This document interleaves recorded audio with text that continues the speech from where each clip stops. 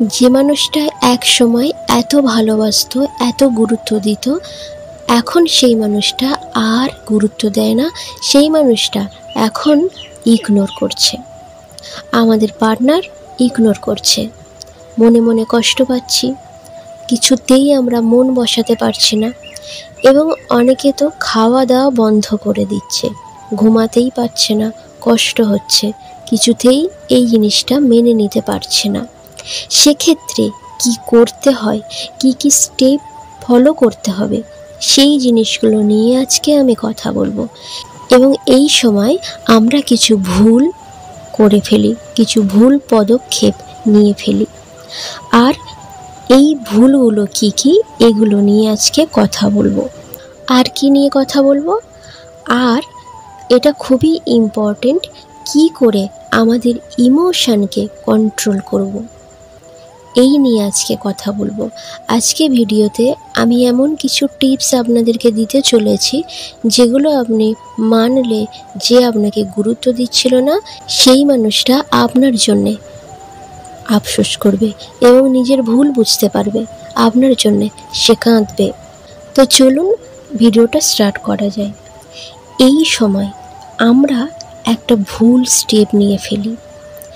সেই ভুল স্টেপগুলো কি?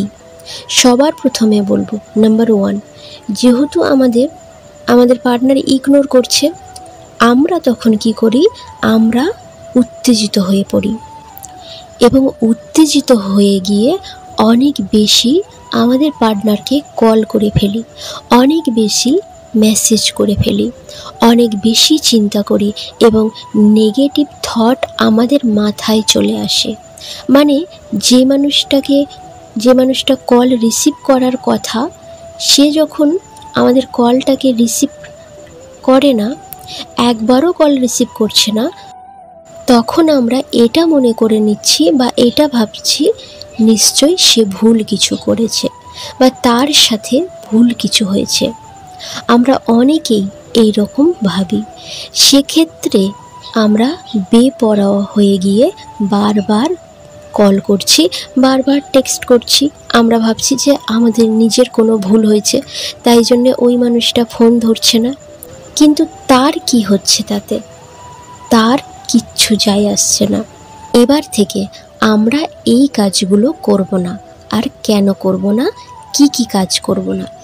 নাম্বার 1, আপনি যতবার কন্টিনিউ কল মেসেজ করবেন, তার ইগো বেড়ে যাবে, যেটা আপনি আর এখন থেকে করবে না। কেন করবেন না? নাম্বার 2, সে আপনাকে জবলেস ভাবছে, সে আপনাকে ভ্যালু দেবে না আপনি যত তাকে ফোন করবেন। নাম্বার 3, আপনি যদি এটা বারবার করেন, সে বিরক্ত হয়ে যাবে।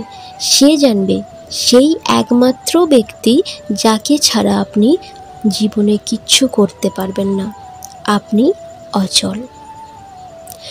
এবারে স্টেপ 2, আমরা এত বেশি ওভার থিঙ্কিং করি, সেক্ষেত্রে আমাদের নেগেটিভ থট আসে। এই নেগেটিভ থটটাকে না কন্ট্রোল করে আমরা পজিটিভভাবে ভাবতে শুরু করব। এবার পজিটিভভাবে কি করে ভাববো? আমরা অনেকেই ঈশ্বরকে বিশ্বাস করি। আমাদের মনে হয় উপরওয়ালা আমাদেরকে হেল্প করবে বা ঈশ্বর আমাদেরকে হেল্প করবে। সেক্ষেত্রে আমি হেল্পটা ঈশ্বরের কাছে চাইতে বলছি, উপরওয়ালার কাছে চাইতে পারেন।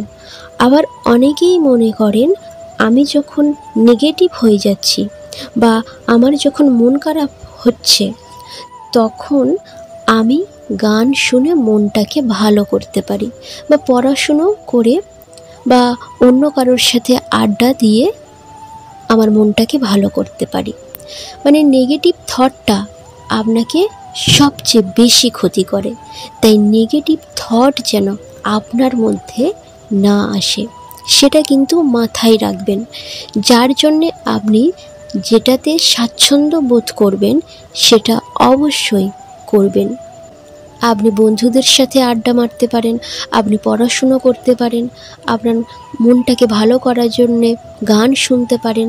এগুলো আপনি করতে পারেন, মানে আপনার যেটা পছন্দ, আপনি যেটাতে স্বাচ্ছন্দ্য সেটাই করবেন। নেগেটিভ থটটাকে চেঞ্জ করে পজিটিভে আনতে হবে। নাম্বার 3, সে ইগনোর করছে, আপনি কষ্ট পাচ্ছেন, আপনার কল রিসিভ করছে না, আপনার টেক্সট রিপ্লাইও করছে না, বা করলেও খুব কম কথা বলছে, বা খুব কম সময়ে রিপ্লাই দিচ্ছে টেক্সটে। সেক্ষেত্রে আপনি ইমোশনালি ডাউন ফিল করছেন। ইমোশনকে কি করে কন্ট্রোল করবেন, আমি আপনাদেরকে এই জায়গাতে ছোট্ট একটা টিপস দেব, যেটা আপনি ডেফিনেটলি করতে পারবেন। সেটা হলো, যখন আমাদের মধ্যে ইমোশনটা অনেক বেশি ওভার হয়ে যায়, মনে হয় আমরা আর নিতে পারছি না, তখন আপনি কি করবেন? তখন আপনি একটা জায়গায় স্থির হয়ে বসুন এবং আপনি একটা ডায়েরি বা খাতা নিন। এবারে ওই ডায়েরিতে লিখুন আপনার মধ্যে যা যা কষ্ট, যা যা ফিল হচ্ছে, আপনার মনে যা আছে, যেটা মনে হচ্ছে, সেইগুলোকে ডায়েরিতে লিখতে শুরু করুন এবং কিছুক্ষণ পরে ভেবে লজিক্যালি সেটার আনসার লিখুন। মানে আপনার সাথে কি ইনসিডেন্ট হচ্ছে বা হয়েছে, এটার শুরু হওয়াটা কি, লজিক্যালি ভাবুন। লজিক্যালি ভেবে অ্যান্সারটা লিখুন এবং তারপরে অ্যান্সারটাকে বারবার পড়ুন। এতে করে কি হবে, এতে আমাদের কি উপকার হবে, এতে আমাদের কনসিয়াস মাইন্ডটাকে একটা ইনস্ট্রাকশন দেবে ফলো করার জন্যে। এটা যদি আপনি রেগুলার বারবার প্র্যাকটিস করতে থাকেন, আপনি কিন্তু আপনার ইমোশনটাকে কন্ট্রোল করতে পারবেন। এটা করে দেখবেন 100% কাজ হবে, কথা দিচ্ছি।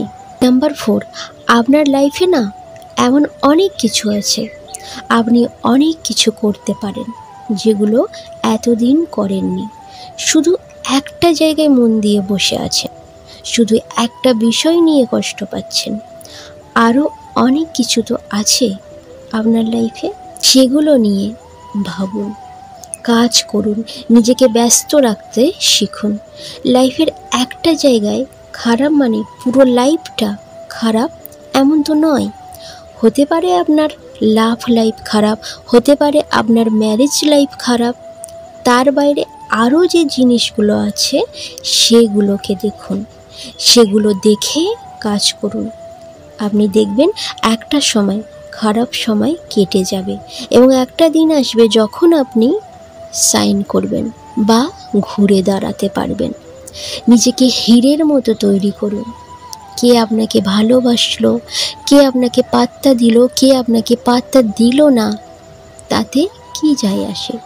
যদি আপনি নিজেকে পাত্তা দেন, যদি আপনি নিজেকে ভালোবাসেন, তাহলে যে মানুষটা পাত্তা দিচ্ছিল না, যে মানুষটা ইগনোর করছিল, তারাই একদিন আপনার কাছে ছুটে আসবে আর তাদের ভুলের জন্যে নিজে থেকে আফসোস করবে, কাঁদবে তারা। আমি আপনাদেরকে আজকে 4টি বিষয় নিয়ে আলোচনা করলাম, কোন জিনিসগুলো একেবারে করা যাবে না এবং কিছু জিনিস আপনাদেরকে অতি অবশ্যই করতে হবে। যেগুলো করতে বারণ করলাম সেগুলো একদম করবেন না, আর যেগুলো করতে বললাম সেগুলো অবশ্যই করবেন।